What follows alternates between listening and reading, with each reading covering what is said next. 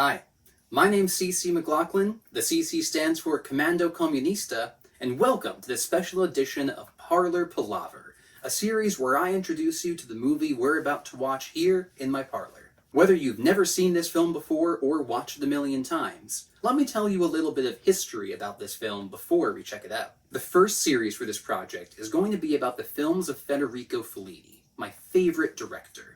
There's a lot I have to say about him, and I already started working on those scripts, so this is a bit of a practice round for me filming these videos. As I was doing my research, I realized that Fellini got to practice directing under a mentor who really influenced his philosophy about cinema, Roberto Rossellini. Fellini worked on two of his masterpieces, some of the most important films in Italian cinematic history.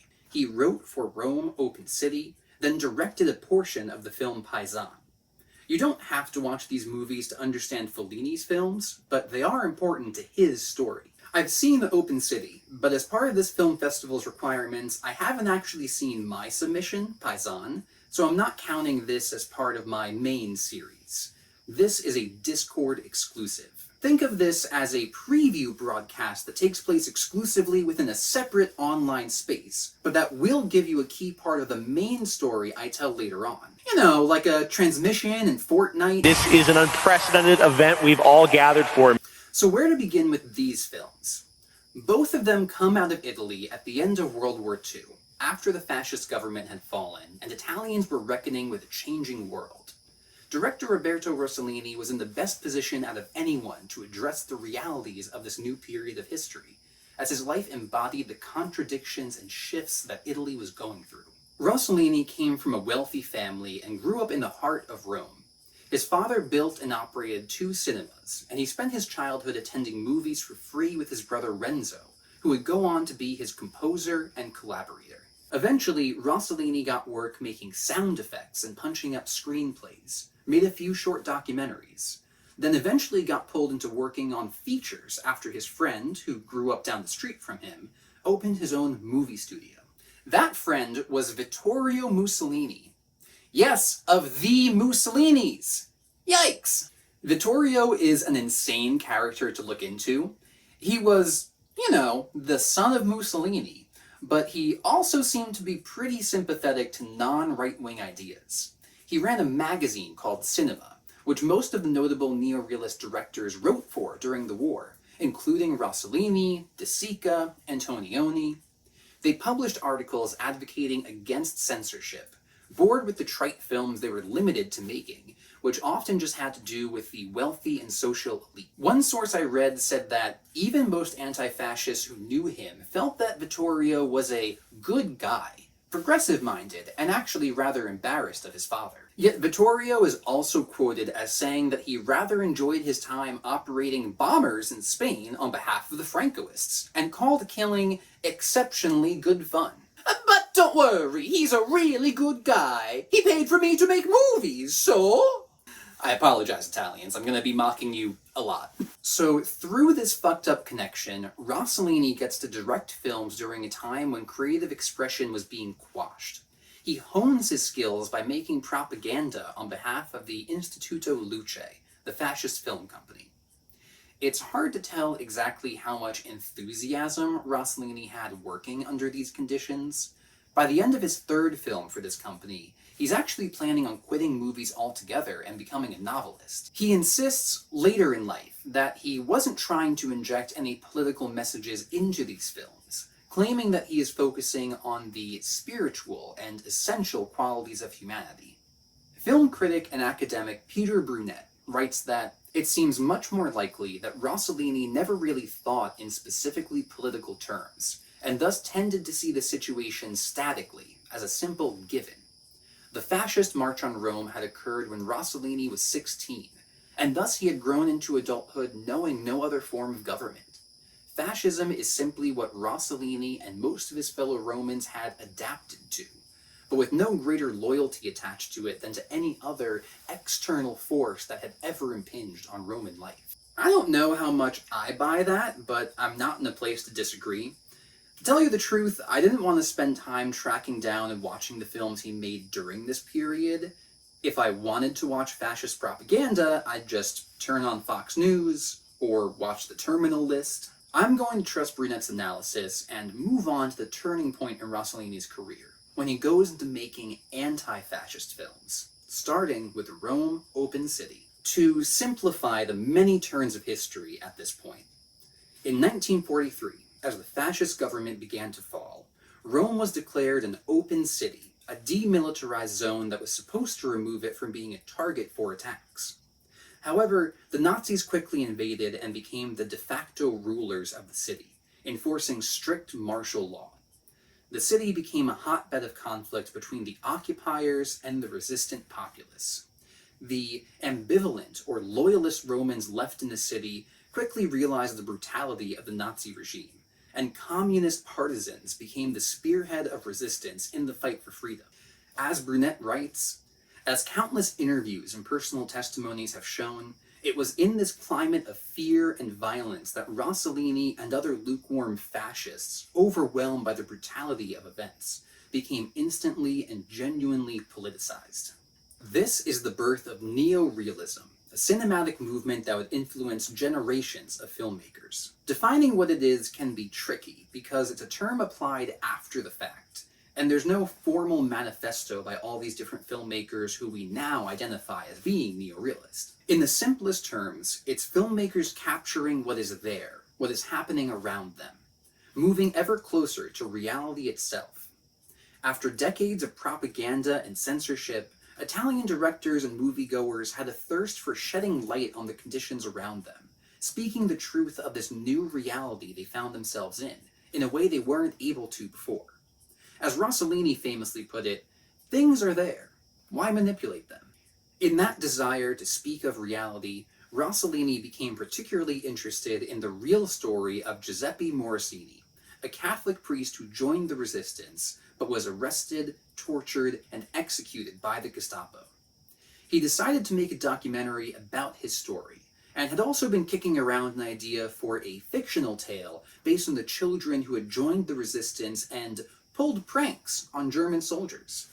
A friend had suggested combining the ideas for these two short films into a single feature-length film, Rome, Open City. This film is considered the hallmark of the neorealist style, but its visual language was shaped by the realities of when it was filmed. Production began in January 1945, only 6 months after the Nazis abandoned Rome, but while fighting was still raging on in the countryside, and an Allied victory was not assured. All the major studios had been thoroughly bombed, and any that remained were being used for refugee housing. Because of this, they filmed mostly outside or in apartment buildings. Roberto sought out Fellini, who had been working as a caricaturist selling drawings to American soldiers, and hired him as a screenwriter, but only because he was already friends with Aldo Fabrizi, a famous comedian of the time. Rossellini wanted him to play the main character and offered him 200,000 lira for the role, but Fabrizi demanded 1 million, saying, "What do I care about the story of some priest? What if the Nazis come back?" Now, they couldn't afford to hire many other actors, so Rossellini used a lot of non-professional people for their real faces and behavior, and because they were cheap. Because many had never acted before, they used a great deal of improvisation, with a base of a script that had a familiar structure, tried and true. Thus, some of the slapstick comedy and caricatured antagonists. This was one of the first films made in Italy that disparaged both the Nazis and the Italian fascists who collaborated with them, and cast the explicitly communist partisans as heroes. For Rossellini especially, whose fascist-era films demonized communists, this was a major reversal, and reflected the Italian population's acute awareness that it was leftists leading the resistance against their oppressors. Film stock had been banned by the Germans and was still difficult to come by, so Rossellini and his crew had to scrape together different stocks from wherever they could find it. One source for stock actually became a key figure of the movie's legacy, Rod E. Geiger, who was an American soldier in the Signal Corps at the time. Geiger tells a polite version of how he met Rossellini, but because this is a preview to Fellini's career, I'm going to use his version of events instead. One night, as they're filming in a basement, an American soldier walks in and trips over the electrical cables. He was drunk and had been looking for the brothel next door. He began to kick the cables and curse out everyone there. Fellini pulls him aside to calm him down. He asks what they're all doing there, and when Fellini says they're shooting a film, Geiger claims that he's a Hollywood producer and would be happy to help them out. This is a lie. He never produced a film before. He's actually an advertising copywriter, but he's able to steal reels of film that the army was going to destroy for being low quality or damaged. This gives the film its shifting, documentarian quality, because they had to use dozens of different stocks. Geiger would later sue Fellini over the story for defamation in 1979, but the case was dismissed in 1983 because no substantial evidence to the contrary could be produced. All of this makes Rome Open City what it is. There's a realism that permeates the film, an ineffable air, because everyone making it was documenting events that had just happened, working through conditions shaped by the very subject matter of the film. It's important to remember that the film is not literally 100% historical. The Catholic Church and the Communist Party did not get along in the way that you might assume, based on Father Morrisoni's relationship with the partisan fighters. But it captures an essence of feeling that permeated Rome at the time.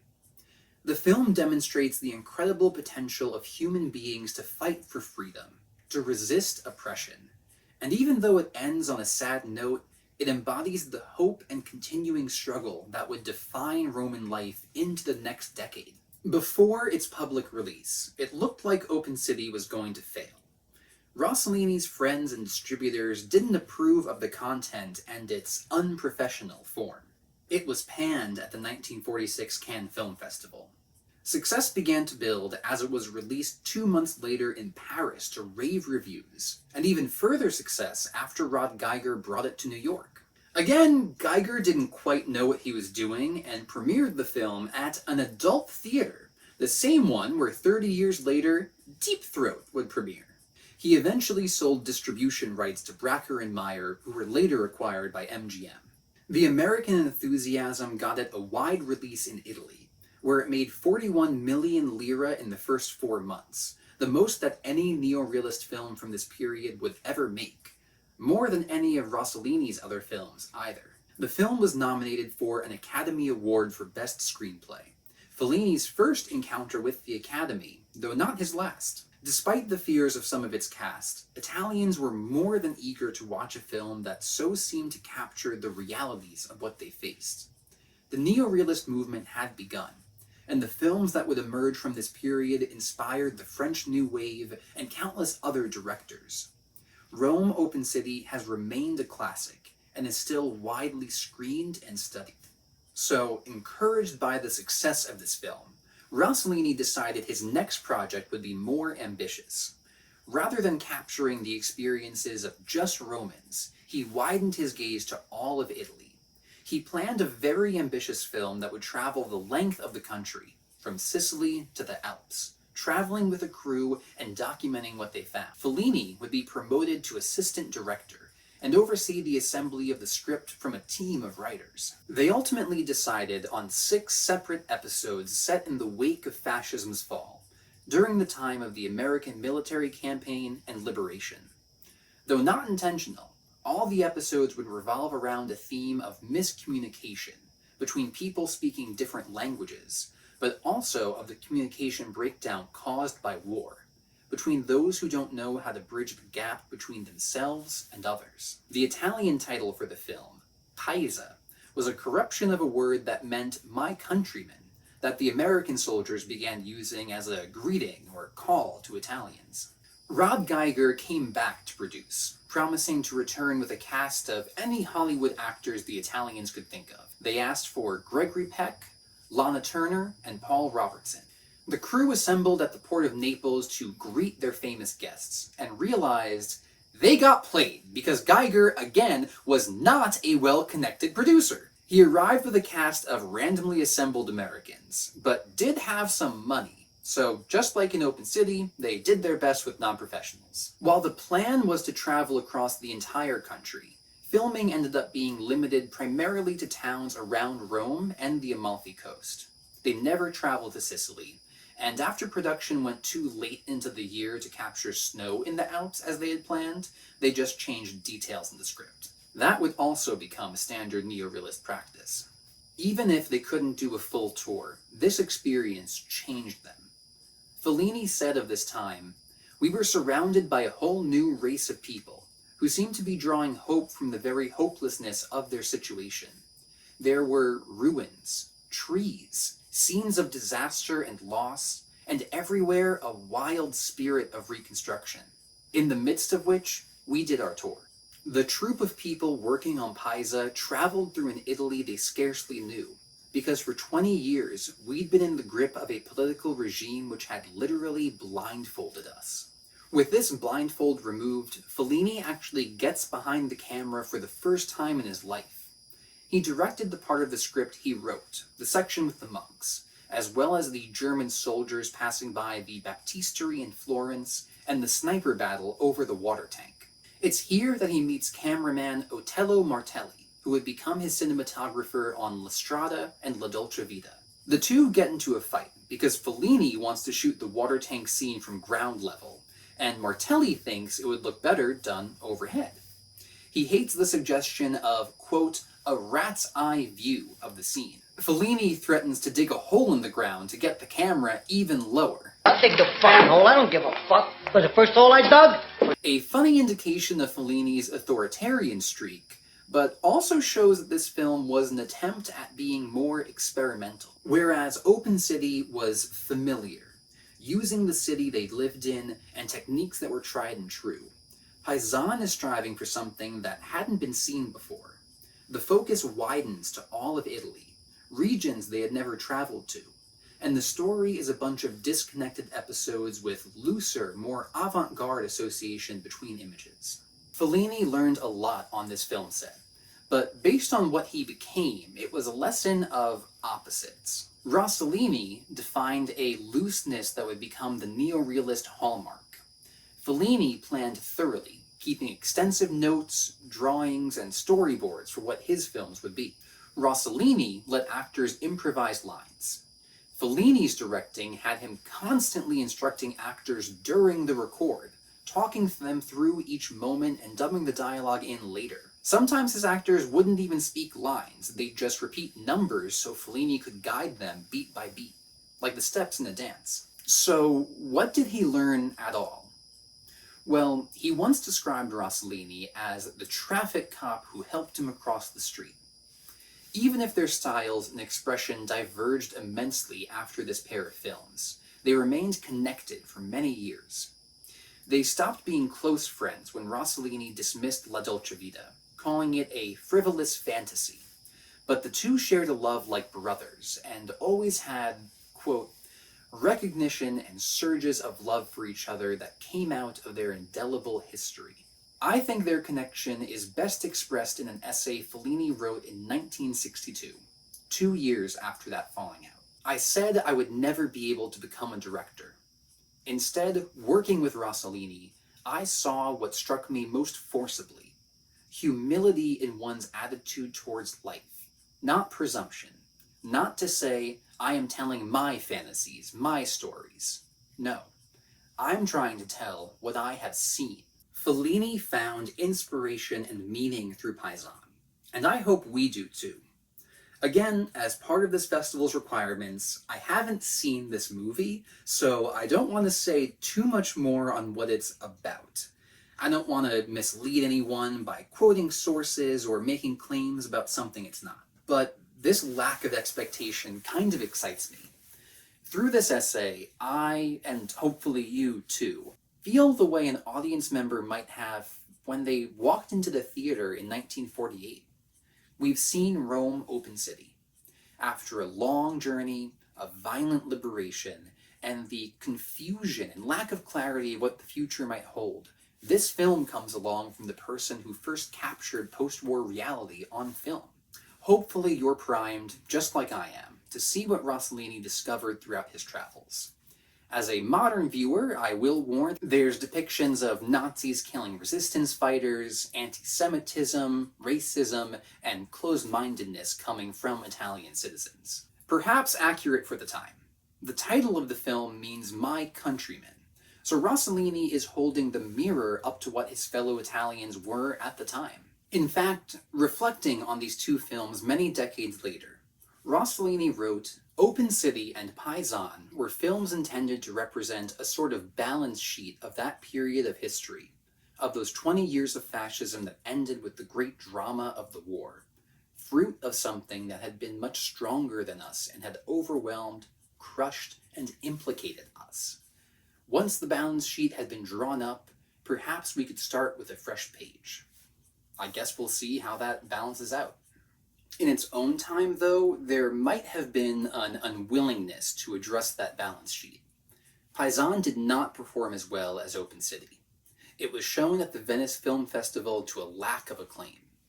Rossellini had stepped away from promoting the film when his 8-year-old son passed away while on a trip in Spain. Italian audiences didn't warm up to the film until it was distributed in France and the United States. Just like with Open City, the American enthusiasm for the film helped buoy interest back home. The attention of one particular viewer in Hollywood would end up changing Rossellini's life. Just a few months after Paisan's premiere, while he was still in grief, he received the following letter. "Dear Mr. Rossellini, I saw your films Open City and Paisan, and enjoyed them very much. If you need a Swedish actress who speaks English very well, who has not forgotten her German, who is not very understandable in French, and who in Italian knows only ti amo, I am ready to come and make a film with you. Signed, Ingrid Bergman." This marks the next chapter of Rossellini's life and career, containing many great films and no small degree of infamy, and is where we depart with his story for today. Thank you for tuning in to this special edition of Parlor Palaver. Like I said, this is my first attempt recording one of these things, so thank you for giving me a chance and joining in. If you have any constructive criticism or positive feedback, feel free to drop it into the chat or DM me. This community has been an endless source of inspiration and joy for me, and I hope that I'm able to give something back by screening these films and giving them a little context. For now, grab a cold beverage, sit back with some popcorn, and let's enjoy the show.